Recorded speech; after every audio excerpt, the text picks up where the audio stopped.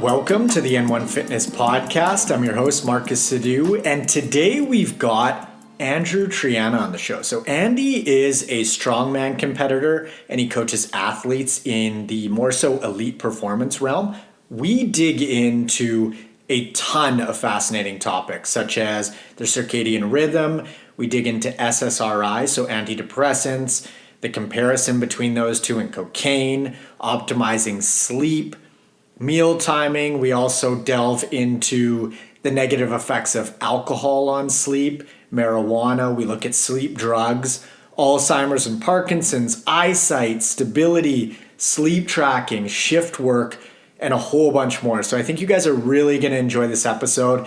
Now, I do want to say parts of this episode do get a little bit more technical than a lot of our other episodes, but I think you're going to be able to follow along just fine. And also, there's a little bonus at the end of the episode of where Andy and I actually were talking before we started recording. So I put that at the end of the episode just because I thought it made a little bit more sense there. But enough of me. Let's dig into this episode with Andy Triana. Andy, welcome to the show, my man. Thanks for coming on the pod. Absolutely. My pleasure, Marcus. Thank you so much for having me on. So for the folks who may not be familiar with you or your work, how did you get into all of this fitness, performance, and health stuff to begin with? I kind of just fell into it out of passion. And then along the way, I discovered I had a knack for it. So I was like the obese kid growing up and just like the late bloomer, especially because I was put into private school early as a child. I grew up in a not financially affluent area, and my parents were lucky enough to put me in a private school, and they just like took me into kindergarten at like 3.5 or 4 years old, basically. Like they totally shouldn't have done it. So I was just always like a little bit behind, and I'm competitive, not in a negative way, but I just like any other organism want to be near the top of the hierarchy. So I just started learning, and I didn't like being fat. So I started losing weight, and it started coming off really quick during wrestling. And then it stalled afterwards. And that made me like unbelievably upset. So I just started learning as my method of making that change. And by the time I got to college, I was like, this is what I want to do. And that's kind of when I figured out I had a knack for it. When I was exposed to like next level material, it just came really, really easily to me. And then like, it's just been pretty much an exponential curve ever since. Like really nothing's changed as far as like the passion and like how deep I like to go. Very cool, man. Now, speaking of passion, circadian biology and the circadian rhythm is one of my favorite topics, and it turns out to be one of yours as well. So I'm stoked to pick your brain here. When you're approaching what the circadian rhythm is, big picture, how do you typically explain it? It's our body's recognition of what a day is. And when we're talking about biology, we're talking about sun-moon cycling. We are not talking about what they tell you the clock says or what time you need to be at work or anything like that.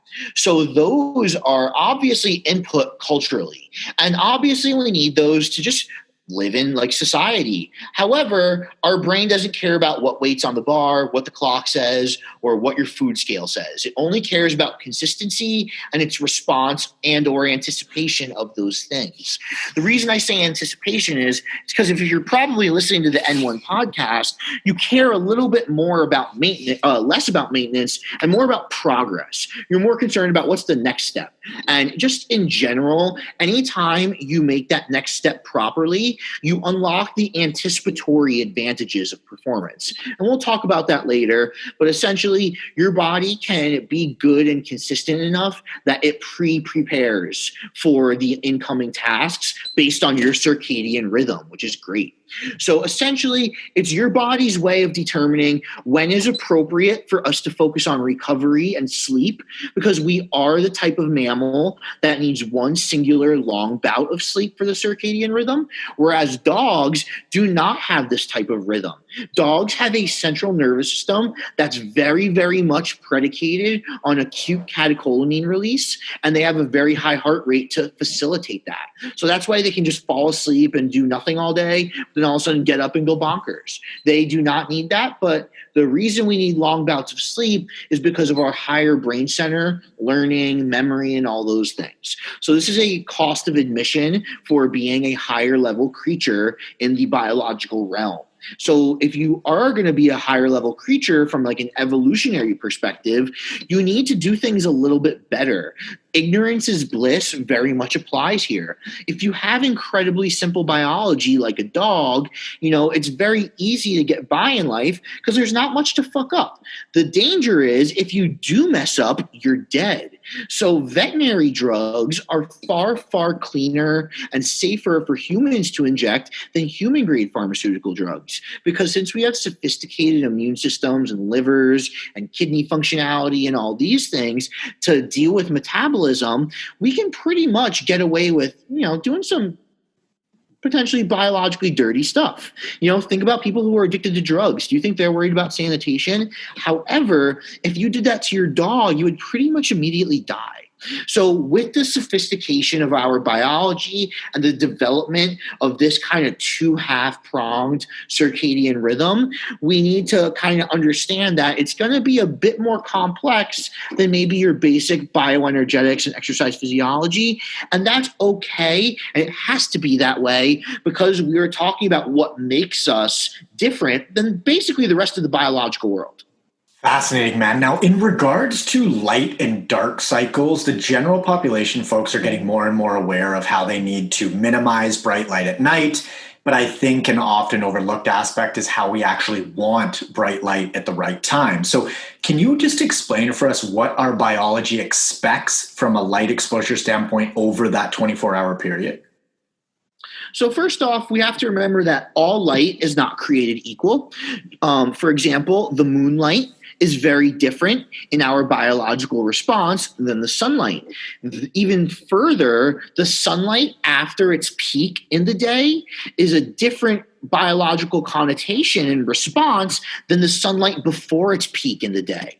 So it's not that it's expecting something per se, is that it's really an open sheet. And then the response to the light coming in is what's causing the change. And if you think about it that way, then you start to understand why it's so harmful to have these bright lights at night, because our body's like, okay, guys, what type of light is coming in next? And what do we do? And you're like, boom, AM sunlight with your iPhone. Here we are. You know what I mean? It's like, okay, AM sunlight. Sounds good to me, man. You know what I mean? That's the same reason why, like, you can take caffeine in the morning. And if you take too high of a dose, even though it's in the morning, you still can't sleep. It's because that half-life is still bound up. And then your 7 p.m. half-life, even though it might be 100 mgs at this point, because you started at, let's say, 300 or more, is still enough to be like, hey, we're here, So what your body's looking for optimally to go to sleep is a light that is primarily focused in the midnight blues and purples on the color spectrum. And if you're looking at the moonlight specifically, that's going to stimulate melatonin secretion in the brain, which is a tryptamine, and it's going to be paired with growth hormone secretion, specifically 22 kilodalton growth hormone. And this combination of melatonin, tryptamine-based functionality with growth hormones and a low heart rate while you sleep and the metabolic functionality of sleep allows you to build muscle, recover, and your skin suit have great restoration. What happens from a neurological perspective in sleep is totally predicated on your biomarkers, like your heart rate, your autonomics, and those things. So you can have great sleep from a skin suit perspective, but bad sleep from a neurological and learning perspective. And that's one of the biggest differences that they talk about when they say being unconscious versus true REM cycles of sleep, like why you can get super, super drunk and pass out and literally sleep all night, but wake up feeling like nothing happened, and why sometimes like a 3-hour quality nap is almost better than a shitty night's sleep. So it's based on what's actually happening in the composition of that. And the reason I try to make these like delineations early on is so that you look at things different. Because if you look at things different from square one, whether you realize it or not, downstream, you're going to make a different choice. So if you look at it like our body's a constant radar looking for light to respond to, you're going to just inherently be more cautious because you're like, damn, my body's going to pick up on this and make a change. Like it's like 10:30 at night. I don't want to make this change anymore. You start to think about things differently. So then when the sunlight in the morning is happening, we're having neurotransmitters be secreted like serotonin. Serotonin gets a really, really bad rap and is easily the most misunderstood, maybe behind oxytocin as far as like neurotransmitter functionality and stuff. But serotonin, its function from a biological definition is nothing more than to protect the functionality of your habitual circadian rhythm. And then this is going to like quickly bleed into depression again. And this is why everyone's like, oh, you have serotonin based depression, blah, blah, blah, blah, and you can't get out of it. It's like, well, kind of. You don't have serotonin based depression. Your serotonin is just doing its job. You're just telling it to do a shitty job. Like, I'm sorry your serotonin's a bad guy because you treated him like shit, you know? Everyone understands this concept with cortisol. They're like, it's cortisol's fault, you're fat. And luckily people are like, no, you're an idiot. Like, it's your fault, you're fat. It's not your cortisol. Cortisol is just doing its job. You're just telling it to do negative things. Same exact paradigm with serotonin here. It's the sticking point to your habits and functionality from a circadian perspective. So if you start waking up at 1 p.m. and crying every day and then don't go to sleep until 4 a.m. and like you're on your phone at 4 a.m., if you do that enough times in a row, your serotonin's essentially going to make the adaptation to say, hey guys, like this is our sleep-wake cycle now. Like let's just stick with this. And then all of a sudden, hey, I'm stuck here and I don't know why. It's like these things happen on purpose. And that happens when the AM sun is secreted. So whether you're asleep or not, your body knows that there's light changes going on. And now you're asleep until 1 p.m. and you took the potential adaptations that happen from good quality sleep, but you did it at 10 a.m. with serotonin and a little bit of cortisol coming in from your light in your bedroom. And now all of a sudden you're essentially telling your body, this is what we want to do forever until you go through and change it. And then if you start, I'm passionate about this topic because it's been intervened in my life quite a few times, but now you start to think about it this way and you're like, oh my God, that's why they're prescribing people SSRIs and SNRIs to crack them out all day. Because if they hopefully take it in the morning, then it'll make them wake up earlier the next day and the next day and the next day. But all they're doing is making these people make deeper and deeper adaptations to their own bad habits. Like that dual-edged sword of biology in the morning goes both ways. If you wake up and kill it every morning, I promise you, you're going to have increased quality of life, and all of the benefits that go along with killing it every morning are going to become second nature and become easier.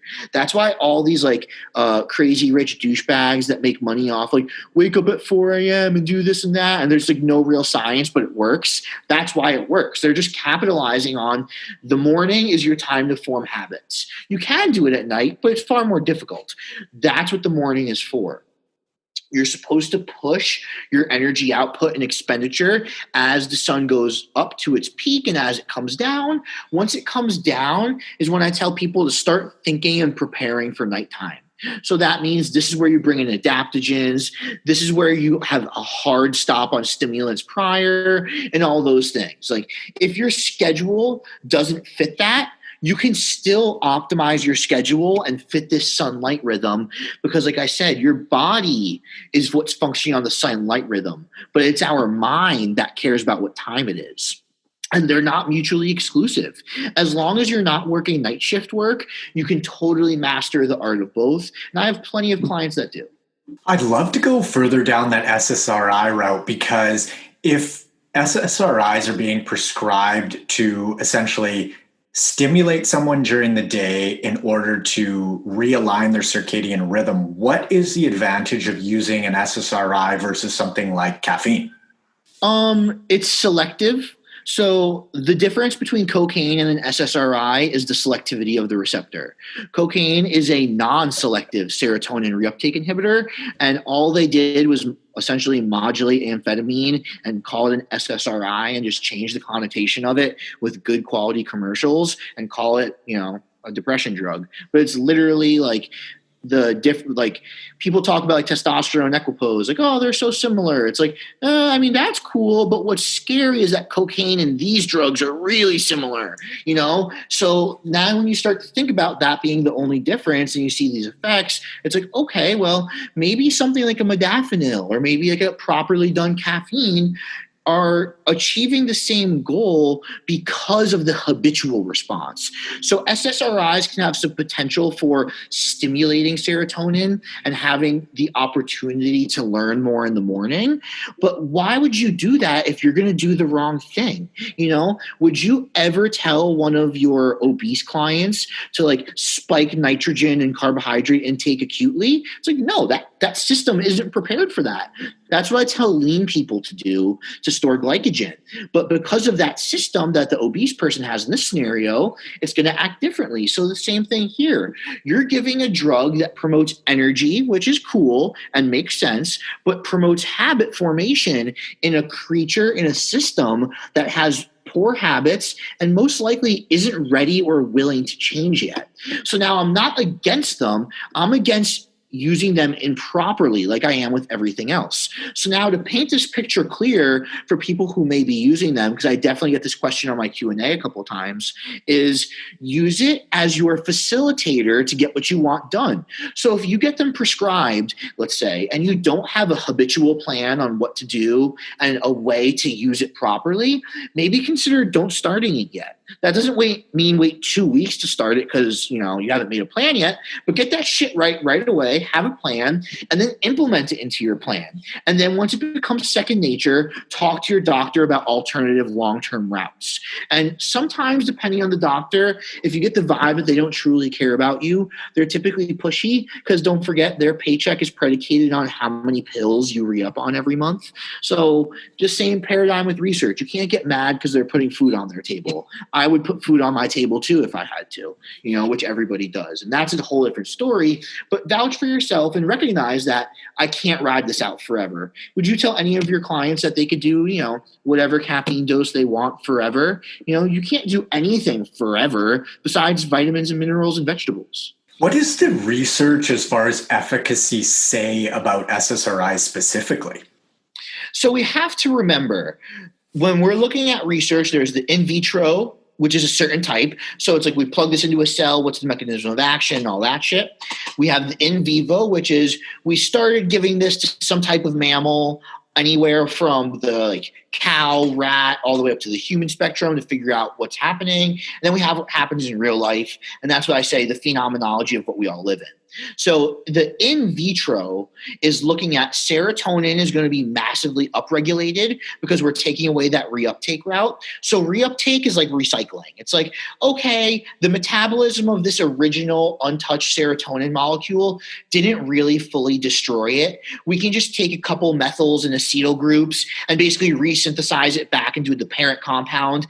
And that only costs $5. And let's say making an entire new serotonin costs us $15. So it's like, okay, from a biological perspective, that's reasonable. But by taking away that efficiency route, it's, yes, going to upregulate how much serotonin you produce, but that costs you $15 a molecule. Let's just say roughly 3 times more. So the long-term effect, the same thing as caffeine and all ergogenic aids, anything that acutely enhances performance has a higher recovery cost. That's the point. And that's why you sleep well after good training. But it's like, okay, so if we're paying more, that automatically tells us this isn't a long-term thing. And furthermore, while we're doing this, it better be worth it. Because neurotransmitters require good sleep. You're taking a drug that has a long half-life that's going to be anti-sleep in a sense. So that's a greater plight to saying you better have your shit straight. The in vivo research is difficult to interpret because it's essentially survey-based. There's some in vivo where smaller groups, they can do half like true biology research with the what's going on in your life, are you seeing results? But those are smaller and more expensive studies. But in general, the in vivo research kind of shows good promise. But I mean, if you take a drug, don't you normally feel better? That's the point, right? So that's kind of my effort or my 2 cents on it as far as efficacy, because the cost is very high. I'm not a fan of any high-cost supplements, regardless of niche or demographic, because it's like the Spider-Man quote, with great power comes great responsibility. I don't know if that's Spider-Man. Maybe it's Superman. Whatever. regardless. But it's true. It's like, okay, this is a lot to teeter. So unless you're the person who really, really needs it, or you have such a stress-free life that you can do whatever you want and you can just worry about your own biology like all day and maintaining it and taking care of it, then you might have better efficacy. But it's very difficult for someone who has like a bang, bang, bang day, has a lot of things to take care of, a lot of responsibilities, to be given a drug that works really well and then not be told that they have to make the change and come off it soon, and then all of a sudden start getting bad side effects and say, now you have to choose between quality of life with bad side effects or quality of life of coming off the drug you're addicted to. And that's where all these people start to have not just habitual and behavioral issues, but now because you've been on this drug this whole time, now you have legitimate neurochemistry issues. Man, that is just such a slippery slope and a tricky spot to be in. A tough decision to make. But the thing is, the only reason we're in this entire paradigm is because they work to a degree.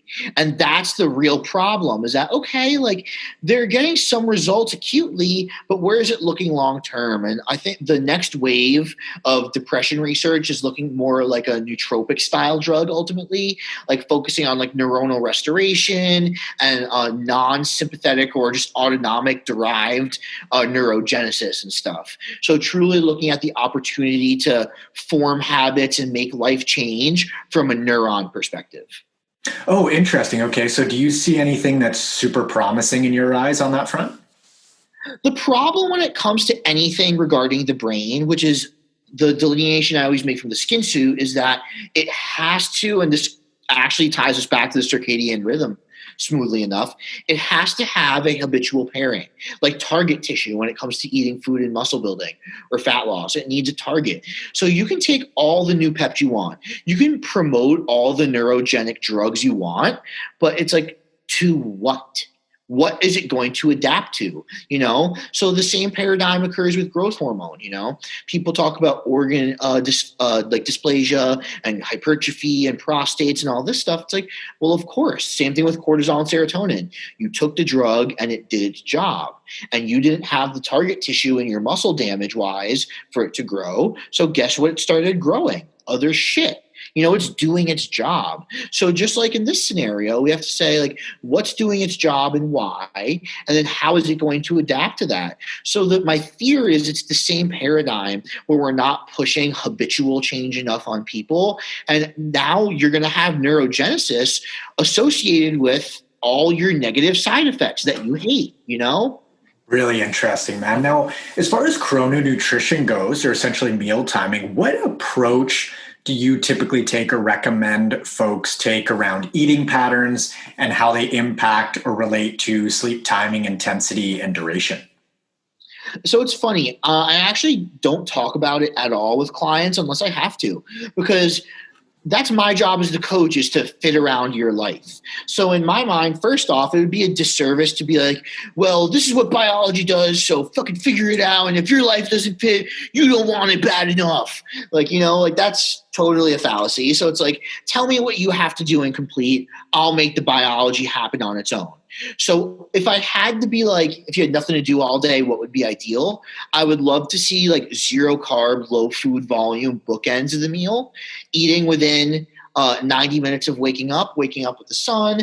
I would like to see like your carbs and stress more move towards the middle of the day. And then, you figure out what you need within that. And then that way you can like sleep with a somewhat empty stomach. We don't want it too empty because we don't want to stimulate any new production of bile or enzymes or digestive processes. We don't want to draw blood to the stomach, which happens with extreme hunger and starvation and extreme fullness. So we need that perfect mid-range of digestion that's relative to you based on how much you can digest and eat before bed. And then in the morning, the reason I like lower food volume and typically lower on the carbs is because it's an opportune time to capitalize on the hormones already there to produce energy. And hopefully this happens via lipolysis, aka stored body fat. So that way you're promoting a like small daily super compensatory spike in sensitivity to carbohydrates midday. And this is actually defended by, there's actually an incredibly small window in time in every single natural and enhanced athlete where in the morning where there's a little bit of cortisol, a little bit of amino acids in your blood, whether they're liberated from proteolysis or food, a little bit of growth hormone, and a little bit of insulin endogenously. This happens in literally everybody at a certain time every morning to some degree. And it goes to show us how miraculous and powerful bioenergetics truly are in managing food and energy throughout the day. So if we're programmed from a heritable genetic standpoint to do this with our hormones, it's probably a somewhat favorable idea to follow it, not from the sense of being a naturalist that like we have to follow biology, but it's like, well, do you have a fucking better idea? It's like Totally. like people have gotten pretty jacked, if this has been working so well, I'm probably just going to go with it. You know what I mean? Because I'm not a naturalist. It's 2020.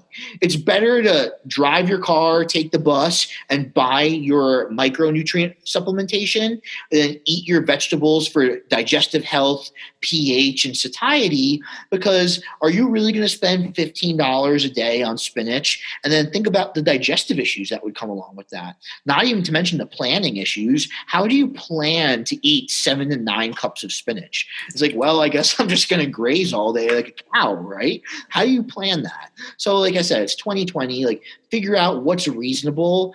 Because you know what? If you tell me that, Andy, I work from 5 a.m. to 9 a.m. like a dog in construction, I'm just going to blast you with some lean carbs and digestive aids first thing in the morning, because even though it might not be optimal for your hormones, you got to work, dude. So it's like, all right, we'll go with it, and I will deal with your parasympathetic beta oxidation later in the day, because that's what you pay me for as you coach. Hey team, really quick pause in the action here. If you're interested in applying for one-on-one online nutritional coaching and or workout design with me, you can head on over to n1fitness.com/coaching or just click the link in the show notes below. Let's get back to it.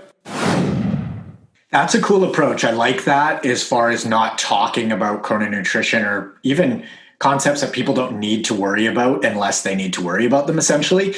I personally have noticed that folks that wake up in the night, if their sleep is fragmented or they're getting the night sweats, for example, we just push that last meal forward a little bit because they probably ate too late or ate too much. But I like that concept of just not addressing it if you don't need to, not overcomplicating things.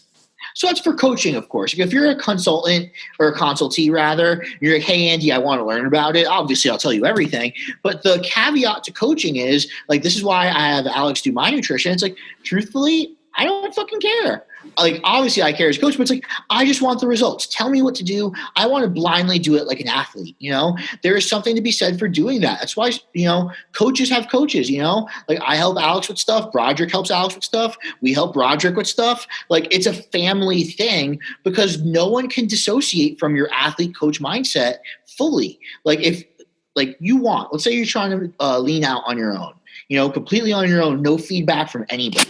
The second you get hungry, you're going to start thinking different. I promise you. And when you make your nutrition update, you're going to try to validate through doing things that you shouldn't be doing. Everyone will. You can't escape from that. So you need some type of system where it's like task and quality of life oriented, just to give you the motivation to sustain your biology over time.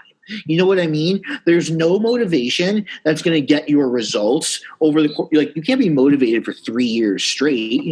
There's going to be lulls, but I want to make 3 years worth of biological progress. So that's why these habits and stuff matter so much, because you can create a baseline level of habits and all that stuff that is so second nature that you would feel like you would die without doing it, like people's morning coffee, but you can set it up so it's just for building muscle or losing fat.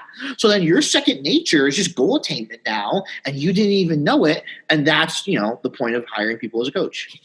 Totally, man. Now, you touched on this a little bit before. Alcohol is rough on sleep. And from my understanding, it messes with sleep architecture. We see fragmentation, lower quality. Do you know how alcohol is actually impacting our rhythm and sleep cycles themselves? Like, what are the mechanisms at play? I'm so curious. So it's funny. It's actually conceptually the same answer that Tudka has. It's super simple, but because it's so simple and so integral to the biology, it's like, oh my God, it bleeds everywhere. No shit. Ethanol is a B vitamin antagonist systemically. So it's like, oh my God. So you think about B vitamins in your musculature, in your cardiac, in your vasculature, and your brain. It's like, oh, obviously I'm fucked. Like, it affects everything. So just think about like what B vitamins do, like cerebrally from a methyl donation and neuronal aspect, what they do when it comes to creatine and homocysteine recycling in our muscle cells, and just everywhere beyond that. Like if you're inhibiting them, like that's why people vomit. That's why people have all these deleterious effects. That's why people can't eat. It's like, okay, like I just took away like my body's cofactor system. Like, we have not many water soluble vitamins. We have a couple variations of B vitamins. We have vitamin C. We have like these things, but like, fat soluble vitamins, for example, are far more sophisticated from the sense of how they're stored, the vastness of what they do and how they function. And because they're stored over time, you can have a couple days of being messed up and you won't mess up too bad. Whereas you take alcohol, it's like, all right, yesterday's B vitamins are useless, today's B vitamins are useless, and so are tomorrow's. And that's 3 days of things that you need to refuel. Like you can't go 3 days on empty with your car. You only get one chance. And it's kind of the same thing here. So I do have some really, really cool methods for ameliorating some of the effects of ethanol, which is the alcohol that we all drink. I'm a little hesitant to give them out, which I will give them out here, but especially to give them out to like clients and stuff, because I don't want it to be the reason you go out and drink. And you're like, well, I can mask it now. But at the onset of drinking, you want to start with a fatty meal that is specifically high in omega-3s, and you want to get a good dose of B vitamins with that. When you are about to finish drinking, you want to make sure that you have no food at this point. You want to spike some water, again with B vitamins, and you want to use some type of antioxidant. My personal favorite is injectable glutathione. That's a little unrealistic, especially if you're drunk. So you could go with a curcumin. You could go with like a neurological antioxidant, like an astaxanthin. You could do a lot of different things. But regardless, water, no food, B vitamin with your antioxidant, and then just wake up in the morning again. Wake up with the sun. Make sure you get a healthy dose of a stimulant with another dose of B vitamins, and get just hydrated and nourished. And from then on, it should just be much, much better. Is the thought process on the stimulant because you likely stayed up later that night, just get the rhythm back on track as far as timing goes, or what's the thought process around that? No, it's actually to stimulate your circadian related catecholamines. So because you have all these depressive effects of the ethanol, when you wake up, you're not going to have the same response. So I want to start really hard the next morning on what time it is, have catecholamines, because catecholamines are also going to upregulate the need for beta oxidation. They're going to decrease the voltage dependent charge for you to urinate. So you're going to start diuretic processes earlier on. And it's more importantly, just going to make you not feel like dog shit too bad. Gotcha. Now, so should that stimulant intake that next morning actually be higher than a typical dose that you would have on an everyday basis, or does it not matter? It doesn't really matter, just because it's pretty, like, all stimulants are pretty dose dependent. It also doesn't matter the choice. So it doesn't have to be like a cardiac stimulant. Like it could be, like I said, like a nootropic, a modafinil, an adaptogen. Most people obviously pick caffeine because it's ubiquitous, but it's just some type of neurological stimulant. So you could even argue like choline, like anything like that. Okay, cool, man. And then as far as electrolytes go, salt, are we worried about that at all, or just everything sorts itself out? That's one of those things where it's like, if you're drinking, you're more than likely probably going to eat some salty foods along with it. Thanks to homeostasis, unless you're going on a bender, that stuff's mainly taken care of. The only time you would have to, and I hate to even bring this up, is if you're one of those people that's dumb enough to like starve yourself when you take drugs and alcohol. Like I totally reference alcohol as taking drugs, but like in general across anything, like if you're starving and dehydrating yourself in the hopes that you get a greater response, you're dumb for two reasons. You're dumb for risking your health, and you're dumb for not looking deeper into how biology acts. You're actually not getting a better high. You're just hyper perception wise sensitive to the change. So the drug is actually acting worse, but because you're in a hyper vigilant state from fucking starving, you think you're getting higher. And then it's like, okay, so I'm risking my health for a placebo effect.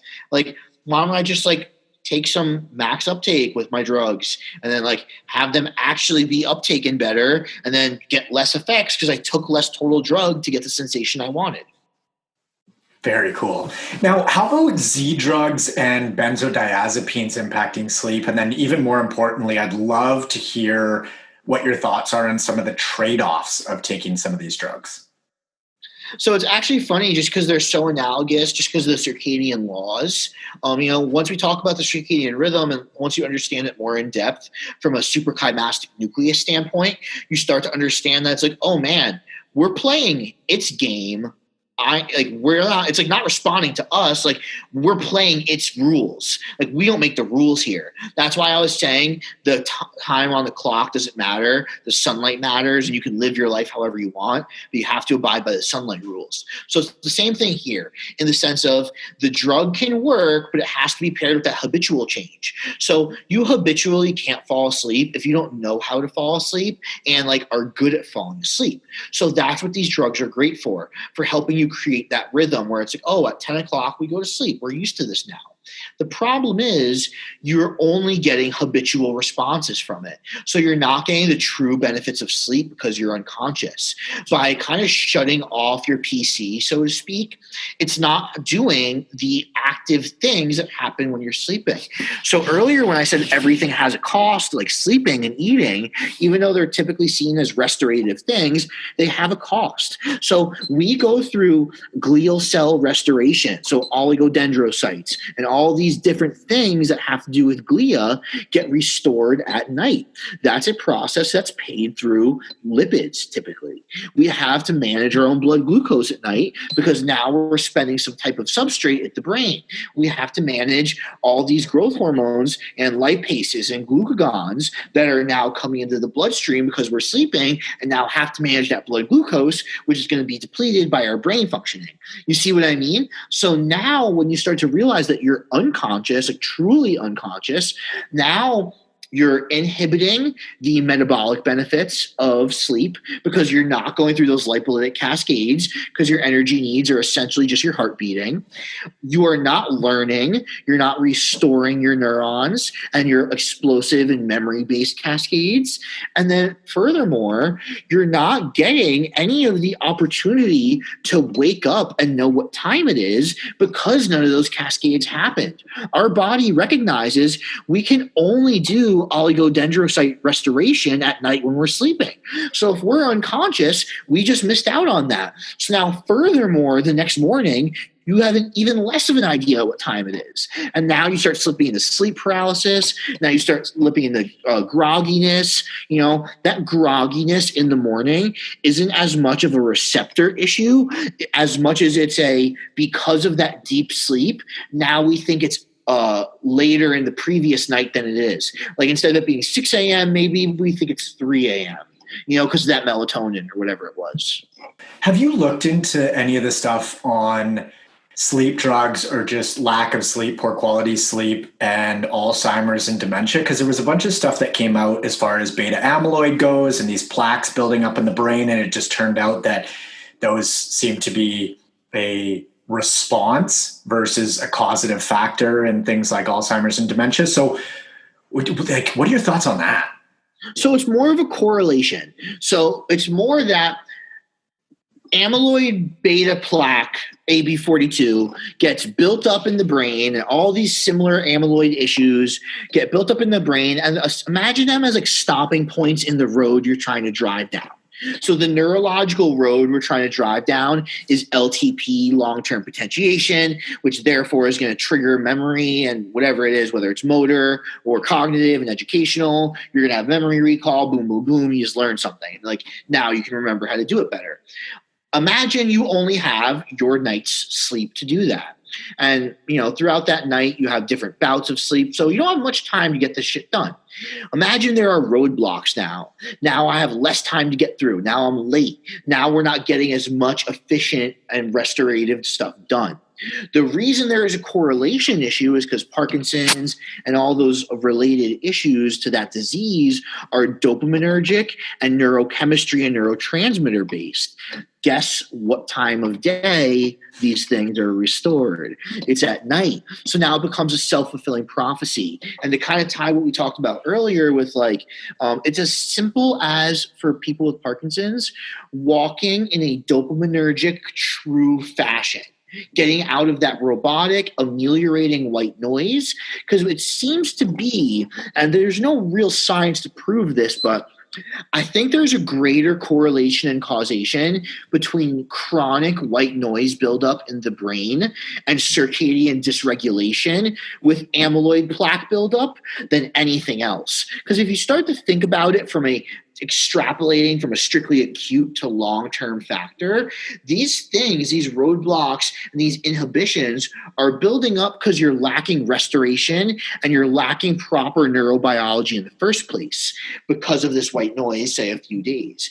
You extend that over time, make it habitual, more and more builds up, and now you're past the point of potentially self-repairing or easily auto-regulating it because it's become chronic enough that it's real. And now you have enough built up that now you have more chronic long-term side effects that you didn't have when you started. What do you mean by white noise? So white noise is like neuronal misfiring. So for example, when you're focused, so it's really, really easy to understand if you're an athlete.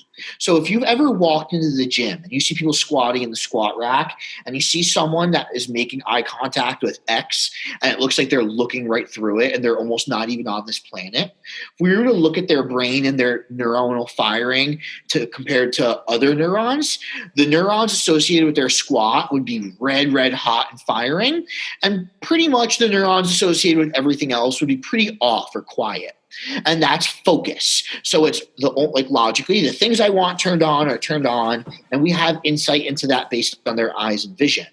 Now you look at the guy next to him or the girl next to him, and they're looking around like crazy, and their squat looks wobbly, and they clearly aren't expressing the strength the same way that they may fully be capable of. And now we look at their brain and neuronal activation, and the squat pattern's like a light orange, but then there's also like their linguistics and auditory area because they're listening to music that they're too in tune with and not focused on enough.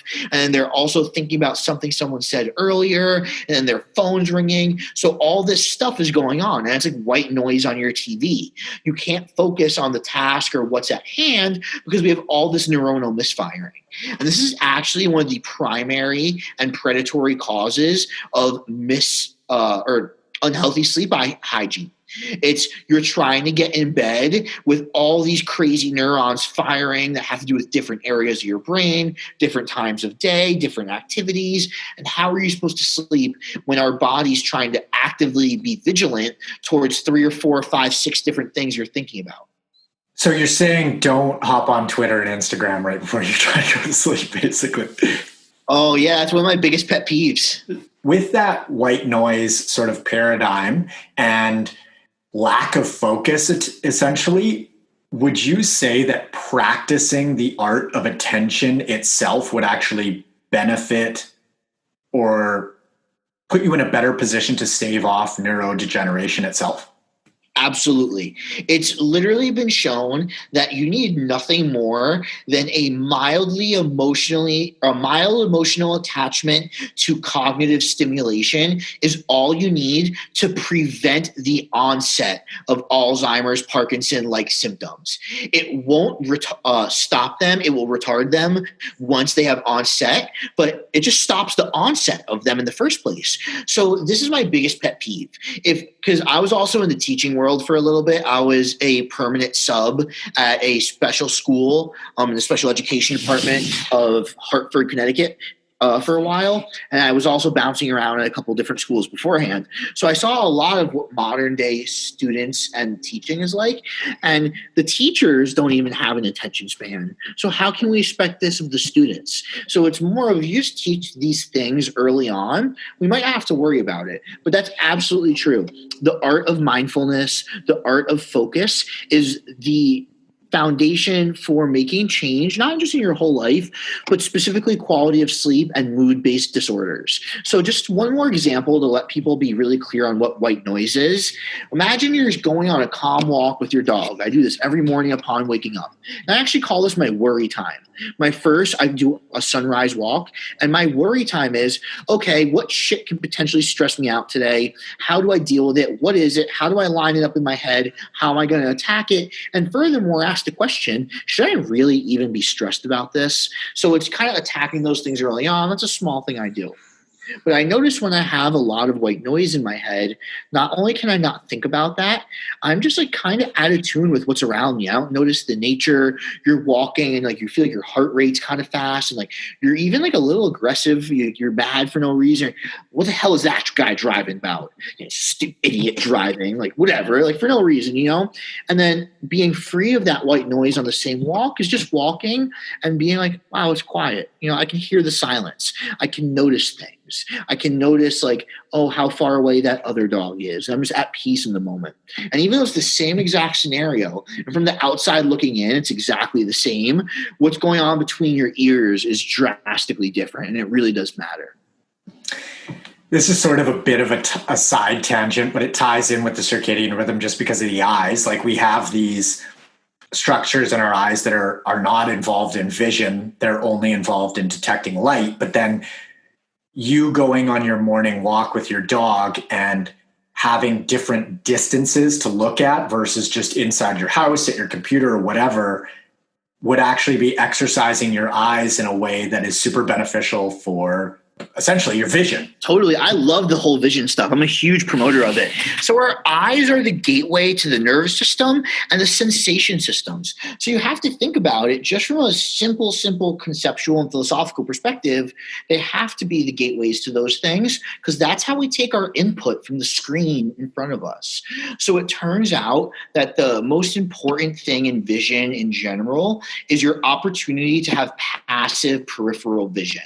If you can passively and safely take in information from your periphery due to having low amounts of white noise, you can then focus on your focal vision very well. Yeah, and that's actually a really underrated aspect of athleticism, I think. It's vision. What were we just saying about the athletes and squatting? Now we're looking at it from a different lens of vision and saying the reason your knees are wobbling on your squat is because your eyes are everywhere and not focused. Because now you're looking here and you're getting sensation and mechanoreceptor feedback from the far left. Now you're looking over here and you're getting sensation and mechanoreceptor feedback from the far right. So obviously your knees are wobbling because it's trying to respond appropriately to everything in front of you with load on your back. The reason from a phenomenological perspective and legitimate neurochemistry and neuroscience perspective, you need to be in that Zen flow state is A, because the shit on your back is heavy and you don't want to get hurt. You don't want to mess this up. But more importantly, if nothing exists in the world around you, you have you have horse blinders on. You have nothing to mess up or give you any stimuli that's unexpected that could potentially ruin your mechanoreceptor feedback. That's fascinating, man. Now, as far as marijuana goes, how is that impacting sleep potentially in a different way than things like the benzos, Z drugs, the alcohol? So it's not going to induce that unconscious effect the same way. However, it's still going to negate REM sleep and deep sleep because of the peripheral activation of different cognitive areas. So the reason it's a better trade-off is because, all right, well, I'm still getting the lipolytic benefits, the learning benefits to a degree, but getting less, and the actual deep sleep and motivation benefits of it, you might not be getting the optimal learning benefits, but you're at least sleeping better than you would be without it if you need the help in the first place. And you're still able to get most of, if not all, the benefits. The nice thing is it does seem to attenuate your need to wake up in the middle of the night. So it's a potentially very valid application for the right type of sleep issue. And the reason I phrase it that way is because your thing is weight loss with people, and you know this very well. Not every weight loss case is the same. You might need to lose weight by increasing food first. You might just need to stop eating garbage, and you might need to decrease before we increase. Even though all these people are losing body fat, there are different avenues and things you need to address based on that to get results in a linear direction. So that's really what we're looking at. Got it. Now, when it comes to sleep measurement, tracking, all that sort of stuff, are you using an Oura ring? Are you using heart rate? Are you just subjectively seeing how you feel in the morning, or all of the above? How do you look at that stuff? Totally depends on the person. So, for example, if you're someone like me where although you work a lot during the day, I can set my own circadian rhythm. I don't track my sleep because it's been good enough, consistent enough for long enough, and I'm clearly getting the blood glucose benefits and everything I need from it. I don't really need to track it because I just don't really want to, and I don't have a specific need for it at the moment. However, any of my athletes who wear a CPAP, we totally track sleep. You know, if you're a shift worker, if you just wake up at different times every day, I would track your sleep. It's more about tracking what you need for you. So for me, I'm a heart rate guy and an autonomics guy. So I track my autonomics because that's where I have dysregulation. We don't want to create an environment where it's good, quote unquote, from a connotation perspective, to be like death by over analytics, because then how do you make true decisions? And I've done that before where I was tracking everything and I didn't feel strong unless I had data that was good, when in reality, no one is going to ask you if you feel strong if they rob you on the street. You're going to have to respond. And although it's an extreme scenario, it's a plight for catecholamines can be released in 0.0001 seconds. So you might still be able to do what you need to do today. It's more important to think about your second, third order actions. For the people who do track their sleep, unless you like, if you're not willing to, we'll go in like an order. If you're not willing to pay for anything fancy, check your pre-bed heart rate and your AM heart rate around your sleep, just to see what it is. We'll do the difference, see if they're around the same and in a low enough margin. The next implementation would be tracking during your sleep. So the Whoop is good. It seems pretty entry level. The price is decent. The Omega Wave is great. But basically, we're looking for what's your heart rate and temperature like while you're sleeping, ideally? What's the composition of your sleep? How much time are you getting in stage 1, 2, 3, deep, etc.? And when are you waking up? So waking up at different times during the night signify different things. If you wake up right away, you either just straight up went to bed at the wrong time, or you just got in bed and you weren't ready for bed. You were worried about X or whatever. You just got in bed at the wrong time. If you wake up within hours 3 to 4 of sleep, it typically has to do with heart rate or temperature, due to food in the gut, due to arousal, or due to your resting level of autonomics. So if you wake up and go to bed at a normal time and you're waking up around like the 12 to 1, 2 a.m., that means your baseline physiology is just trash, or you ate too much before bed, either or. And then lastly, if you're waking up around like the 3 to 5 a.m. range or in the final 75% of your night, then it's more likely either some type of kidney, water, or downstream neurological issue, or it means you took drugs to fall asleep. And then if you wake up at the crack of dawn, there's nothing you can do about it. You have a very sensitive circadian rhythm, and you're probably a decent plentiful sex hormone individual, whether you're natural or enhanced, and there's nothing you could do about it. What does your stimulant intake look like? Pretty much zero. So you might know this about me, but I'm on the ASD spectrum. So that combined with stimulants, I think I have some type of natural, either like enzyme downregulation or something, because even like 1 to 2 milligrams per kilo of caffeine has a pretty decent effect on me. So I actually do almost none. Like at my peak, I'll do like a coffee every day. Now, have you noticed since you've been paying more attention to your circadian rhythm, you've been getting light and dark cycles, all at the right times, and your sleep has gotten better, that your sensitivity to caffeine has actually increased or decreased? Has that changed at all, or has it always been the same? So my tolerance to caffeine has increased. My sensitivity has gotten relatively the same, if not better. So what that means is I get less negative side effects, but it hits me just as hard, if that makes sense. Oh, that's perfect. Yeah. Okay, really interesting. Now, so moving on to kind of expand on that, the opposite is those people that take caffeine and just get tired faster. Those are people that have poor circadian rhythms and probably poor livers too. And because of that, they're metabolizing the same drug, but getting totally different effects.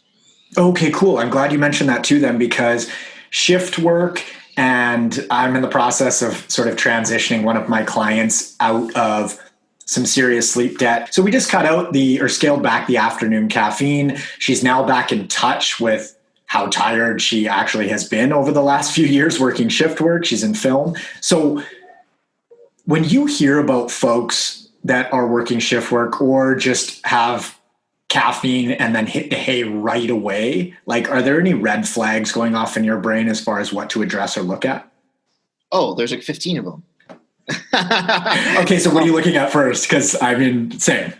So the first thing I ask, and it's funny, it's the same question I ask biologically, but I ask the human is, how'd you get here, man? Because it's obviously not something that manifests easily. So it's like, okay. So then I ask, why are you taking this drug? And typically when it comes to caffeine, they say energy. And when I'm asking about energy, I'm like, well, do you want physical energy, like to run around like a small child? Or are you looking for cognition and productivity and just to not feel like you're groggy and sleeping? And it's typically the latter. And then I inform them that, due to caffeine's mechanism of action, you're actually taking this for a side effect, not a primary effect. The primary effect of caffeine is a cardiac stimulant via catecholamine releases through cyclic AMP. You're taking this for the side effect of those things. So it's not that you're necessarily, misusing it. You're just using it incorrectly from a perception standpoint. You're not abusing it. You're just like not have access to the proper tool. So once I inform them about that, I basically just take it off and try to start the right habits. And it kind of resonates about what you said earlier. Like, imagine if you told someone like, hey man, taking caffeine before bed has ruined all your learning mechanisms for the last 8 months. Like, you can't tell someone that. So it's like, okay, we'll just make the change and kind of let things work themselves out. Okay, got it. Now, before we get to where folks can find out more about you, Andy, is there anything around the circadian rhythm, sleep, any topic we touched on today that you'd like to leave the listeners with if we missed it by chance? Honestly, it's just like that synergy between supplement and habit. And again, saying we're in 2020, it's cheap and easy to do both of those things. It improves your quality of life, and it means that you get adaptation from it as well. I think the big thing people miss out on is they're taking a drug for the instant gratification, and they're failing to ask the question is, can this get me better in the future as well? So caffeine doesn't really have that opportunity. It's a pure ergogenic aid in the sense of instant gratification only. But now we talk about something like a modafinil or a Noopept, and not only are you getting that instant gratification, you're also getting chronic long-term benefit. So even when you stop the usage of this supplement and go back to your baseline, you're going to need even less caffeine than you needed originally because of these chronic changes I made or chose to make by these supplements. So there's always a supplement and a habit combination to go with for you to get the results you really want. Amazing, man. Where can folks find you online, your socials, all that good stuff? So not too many places. I try to keep it concise. Theperformancevibe.com is the one-stop shop for everything. I'm on Instagram as Triana and The Performance Vibe, as well as Allostatic Labs. Amazing, man. I'll link to all that stuff in the show notes. Thank you so much for joining me. I really enjoyed that chat. It's been a pleasure. It was a great one. We'll have to make sure to do another one as well. I hope you guys enjoyed the base of that episode with Andrew Triana. Now let's dig into a little bit of the bonus, the pre-recorded stuff before we dug into the meat and potatoes of the episode. I try to look at what's biology, thinking, and viewing lens like, and how is that separate, and this is my favorite time to bring it up with the circadian rhythm when we get into stuff, from what we predispose into the culture.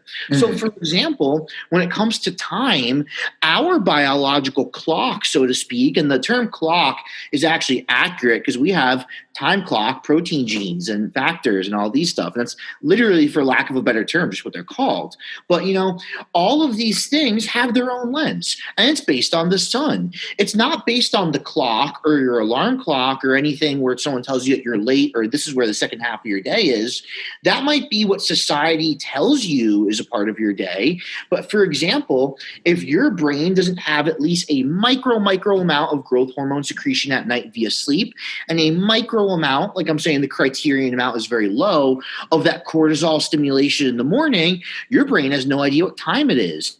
And I think this is the greater effect and way to ameliorate depressive side effects and mood-like disorders more so than anything else. Because if we look at what the root side effects are in all these issues, whether they're just behavioral or truly mood and clinical based, they're based on autonomic dysregulation and they're based on extreme biological dysregulation. You could even throw IBS in there. And they all have a mindfulness aspect where the person with the deleterious effects, participant, whatever you want to call it, they're all experiencing this dissociation from their own body awareness and from what they think is healthy and normal. So, for example, talk to someone with severe IBS, and they think vomiting and extreme stomach pain is normal, and they've accepted that. You know what I mean? And that's something that you very much have to take into account when now you're trying to give this person advice, because they've accepted this, things like pain, things like the glucocorticoid responses and neurological responses that go along with it are a part of that circadian rhythm. And now maybe if this happens at night, you're stimulating and combating something that's giving off signals that say it's the middle of the day or the morning. And now it's very understandable as to why this becomes like a self-fulfilling prophecy that a lot of people can't get out of.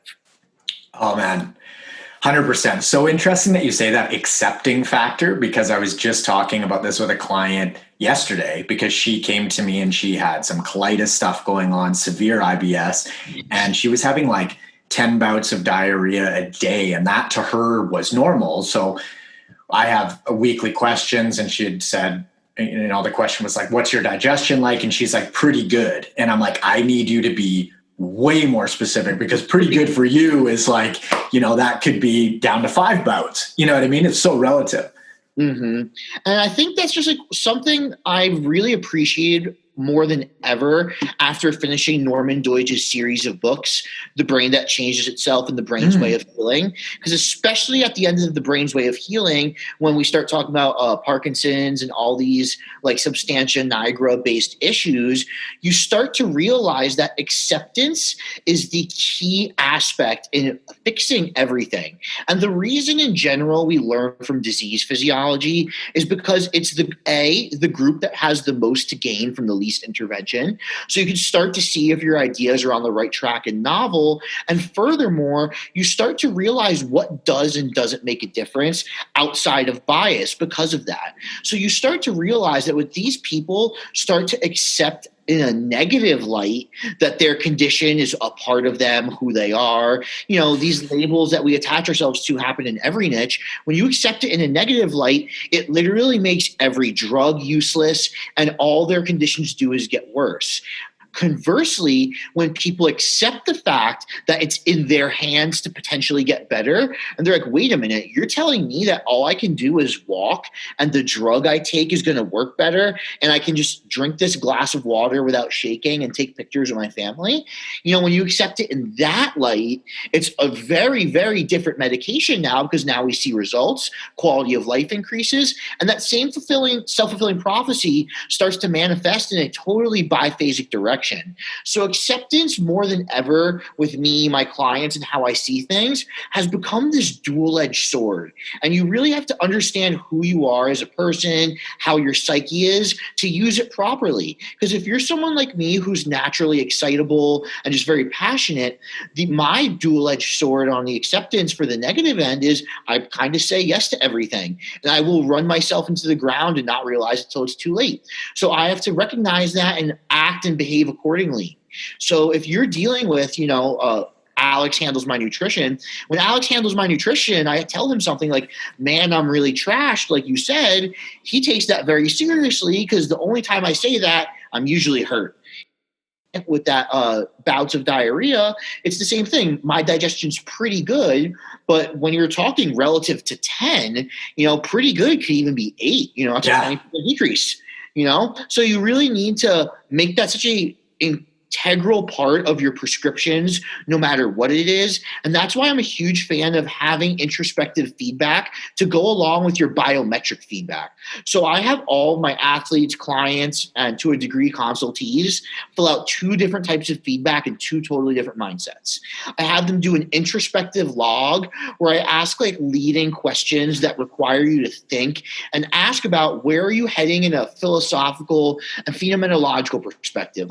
Are you doing things that make you feel good? Are you getting the reward from the stress that you're expending, etc.? And then I have them fill out the total opposite. Short phrase, quantitative feedback. I want numbers, I want exact compliance ratios, and those types of things. So then I can much more accurately say, for you, a 70 blood glucose is maybe not as sensitive because normally we see you in the 50s or 60s, at certain periods of time, at certain things in your life. And conversely, if you're resting in the 90s and 100s and I see a 70, that means good things. And it's all relative to how you feel. So you can get good biometric feedback and feel like shit. And that's oftentimes the case in the performance world when adaptation is at the forefront of everything. And I think that's a lot of reason that people are leaving results on the table because they automatically think that progress is good. And I think that's why Alex and I speak so much about the cost of things, because even good digestion has a cost. Sleep has a cost. Everything, just like taxes, you can't fucking escape it. Everything has some type of cost. So you have to recognize that and then ask yourself, where is this from a composition standpoint impacting me? That's an interesting concept. I mean, as far as you separating out the more philosophical questions from the more data-driven questions, are you separating those out into 2 completely separate sets because you don't want people going back and forth between those brain states? Or is that why you don't weave it all in together? What's the thought process there? It's exactly that, So when I'm asking you about your introspective log, I'm not just talking about in the gym. I'm talking about out of the gym, your social relationships. And I want that whole thing to flow. So I send a sample for each and you use a totally different tone. And it's almost like a totally different homework assignment, so to speak. So this is your math homework. This is your English homework. So you're doing this all in a certain tone and mindset and you're thinking a certain way. And it's totally separate. Because if I ask you about why did you pick your pre-workout meal this week? And you tell me I chose cereal because I'm really, really sore and I just wanted a little pick-me-up of some sort to make me feel better. And then you start talking about your blood glucose. Now you might automatically interject man, was my blood glucose high because I ate a sugary cereal? And you start thinking maybe negatively about something that you were trying to get positive satisfaction from, when in reality, your blood glucose was high because you were sore. And that's the point of eating the cereal in that scenario. So you might just shoot yourself in the foot by proxy because we aren't separating things we should be separating. That's it for today, guys. I'm sure you enjoyed that episode with Andy. Absolute wealth of knowledge. Now, Andy might be on in the future. We talked about putting a future podcast episode together. So if you'd like to see that, hit me up. Let me know. Also, if you're interested in applying for one-on-one online nutritional coaching and or workout design with me, you can head over to n1fitness.com/coaching or click the link in the show notes below. Follow me on Instagram at N1Fitness and friend me up on Facebook at Marcus Sadu. Thanks so much for listening, guys, and I will catch you on the next episode. See ya.